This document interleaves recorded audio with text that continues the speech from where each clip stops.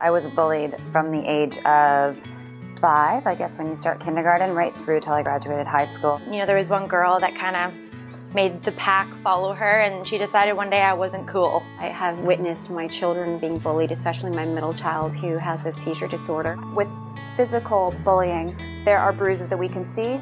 Unfortunately, with social media and cyberbullying, we can't see those bruises. And those words and those memories, they stay with us our entire lives. Their teachers might not notice anything. They might go to school and seem happy, but then they come home and that's when actually the cyberbullying starts.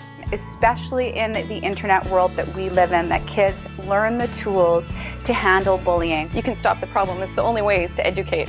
Anyone that is trying to help get the dialogue out there and band together and make us all feel stronger, that is a win. Teach kids that kindness is a cool thing to do. Being kind is cool because it's just more fun. Kindness is confidence, and confidence is awesome. Confidence is cool. You don't need drugs or alcohol or money if you're kind. Tiny acts of kindness like that really turns a bad situation into a hopeful one. When I look at kindness, there's no downside to it. Just do a little experiment today. You're walking down the street, smile and say hello to a stranger, and you'll see their face light up.